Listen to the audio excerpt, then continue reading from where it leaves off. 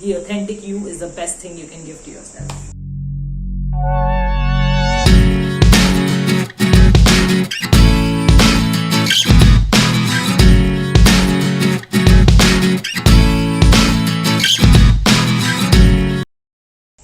Hi guys, how are you? How are you doing? How are you feeling? What's up? Thank you so much for watching Heartistic Bliss.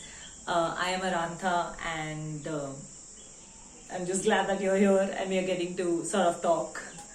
And on today's Monday Musings, I'm going to be talking about being a misfit and how I am a misfit in many ways, and that's okay. So for all of you guys who know me, you all know that I am crazy, insane, loud. I am eccentric, out there, erratic. You all know that I am crazy. You all know that I am too out there. And I'm pretty much the definition of too much. I am too sensitive, I'm too loud, I'm too emotional, I am too crazy, I am too impulsive. I'm just too much. And right from when I was a kid, I was too much, you know. I remember, like, even when I was in school, I think I was my craziest self when I was in school, quite honestly. I would sing in the bathroom and I would dance on benches and I would do crazy stuff, like such crazy stuff. And I was okay with it. I mean, everybody else saw me as too much. But I didn't really care. I was unique, I was different, nobody got to me. And to me, somehow that made me feel happy, that made me feel special, that made me feel like, wow, I got this, you know. It made me feel more confident, more happy, more intuitive about everything, you know. I just did me. I just did whatever the hell I wanted to do. I loved people insanely much, even if they didn't love me back. And I was completely okay with it, because in my head I'm like, you know what? I want to love you, so I'm going to love you. You don't want to love me back? I really don't care. I don't care. I'm just going to do because I want to do, you know. And yeah, so obviously I was a natural misfit. I was born a misfit. I didn't even have to struggle. You know, and I was comfortable in my skin and I was happy, and I wouldn't care to dress up. For the longest time I would rock like baggy clothes, baggy shorts, and uncoordinated clothes. And like I think until maybe 3 years ago, I used to dress up just with jeans and the first t-shirt I found. Never any makeup. My best friend always gets surprised, Allison. She always gets surprised when she sees me with earrings because, as you can see, I'm never wearing earrings. So that was me. I never really cared. I just did me because I wanted to do it and I was happy doing that. And you know, after a point I got so, what do you call it? Like, after a point I didn't rely on people's opinion of me to, you know, make me feel good so much that, like, I just didn't care. I knew that nobody else got me. Nobody else could ever figure me. And I knew that I'm the only one who's going to be there for me. So be there for myself happily, you know, be there for myself amazingly. And yeah, so for the longest time I was my greatest confidant, if you can say. I hope this is not getting too narcissistic. But yeah, so, and that was great.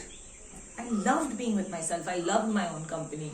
I would sing and dance and do happy things. Like, you could leave me in a room and I wouldn't get bored, you know. And like, leave me in a room alone, I mean, and I wouldn't get bored. So yeah, and I feel that, you know, every human being can have a fulfilled, crazy life.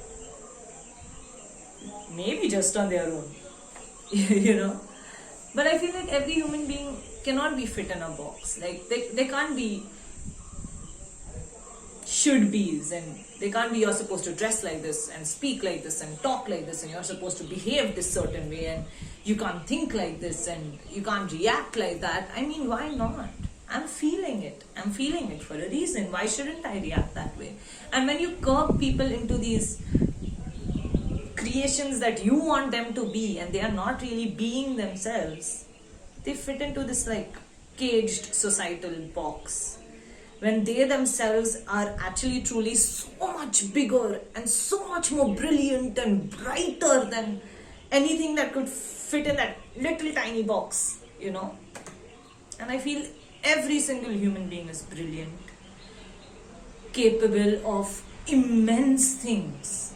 And why curb yourself, huh? Why? So yeah. So I was a misfit for a great part of my life and it didn't affect me and I was happy and, you know, I was just being myself and crazy and insane and I didn't care until I finally started caring. Until I started caring about what people were saying and what people were thinking and how people were looking at me, and I started learning what I am supposed to do and what I am expected to do and what are the boundaries and what are the limits and like that's it, you know. That's how excited you are allowed to be in this situation. You can't be that excited. You have to be just this excited. Or you can't be that emotional. You have to be just this emotional. Or you have to react just this way. And then I'd been myself for such a long time that I didn't know how to be this other person that people expected me to be.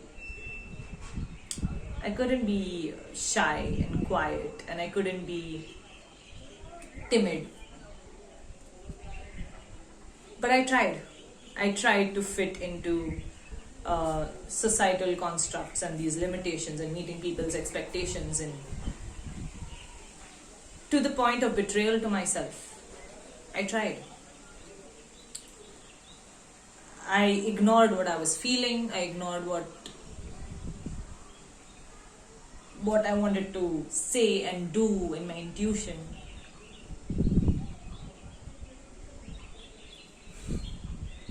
It's a terrible thing to do. And I tried to fit in.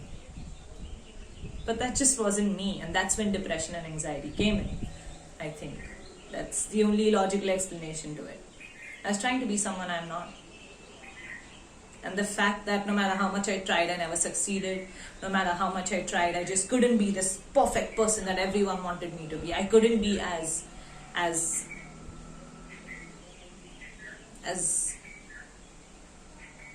how do I put this? I couldn't be as timid. I couldn't be as calm as people wanted me to be. I couldn't react the way people wanted me to react. It's exhausting trying to be someone else. It's exhausting, and I'm telling you because I know. I've tried to be someone else for like a few years, and it got me anxious and depressed. And then when I pledged that, you know what, enough is enough. When I pledged that I was happy when I was a kid, I was content and I was full and I was like wholehearted, and like I was so blatantly and completely me, and I was content with being me when I was a kid. And when I pledged to go back to that, people started seeing that as rebellion. Not because I was rebelling against something that they were saying, but I was rebelling against their idea of me. I was rebelling against their expectations of me. I was rebelling against who they thought I was or who they expected me to be. And that was never really me. You know, people call me names like selfish. You only think about yourself. You only do what you want to do. Why shouldn't I think about myself? Why shouldn't I do what I want to do? Why is that considered selfish? I mean, if I don't stand up for myself, who's going to stand up for me? you know. And when I finally reached this realization, you know, and I started being myself, it started making people around me very uncomfortable. And then they started expecting things. They stopped expecting things from me. They stopped imagining me to be something, because they were like, she anyways never listens to us, let her do what she only wants, because in the end she's going to do what she only wants. And in a way, that's liberating. When you do you, and people look at you as a rebel, and people look at you as a misfit, and they reject you, quite ironically, that's the time when you become yourself. Quite ironically, that's the time when you accept yourself. Quite ironically, that's the time when you find freedom. Like, when others reject you, it liberates you to be who you truly are.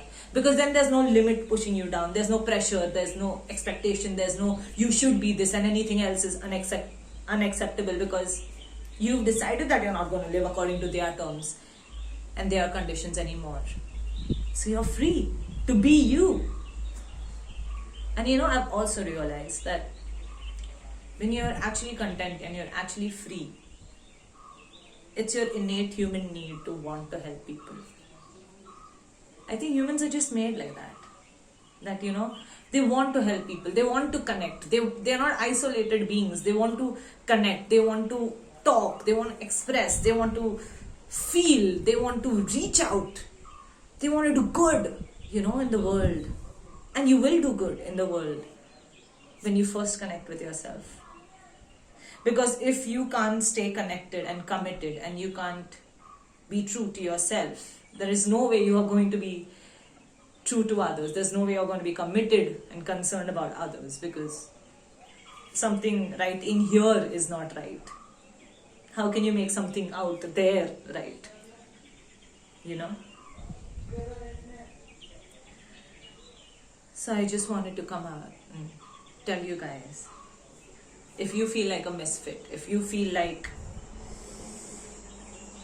society wants me to be something and I'm not that, just dive into you being a misfit, because that's liberating. You are going to be that shiny pearl in the sea of people, and you are going to shine. If you feel that you are a misfit, you found something that gazillion people on earth haven't found. You found yourself, and that's amazing. It's liberating. It's freeing. It's peaceful and calm and good.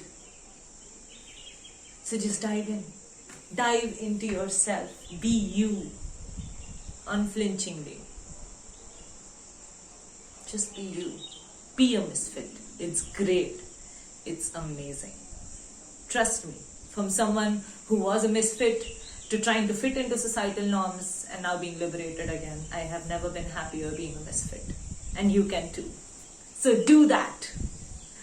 That's all I had to say for today's Monday Musings video, and I'll see you again on Truth Bomb Thursdays. That is on Thursday. I go live every Wednesday on my Instagram channel at 9 p.m. And I will talk to you about different topics and different wanderings and just my life experiences, and hopefully you relate to them even more. Thank you for supporting me. Please like, share, subscribe, follow, and you know, please support me in any way that you can. Share this video with as many people as you know need to see this video, and connect with me. More than any of this, just connect with me. If you need help, reach out to me. If you need a friend to talk to and you feel like there's nobody else who gets you, reach out to me. DM me, message me, comment.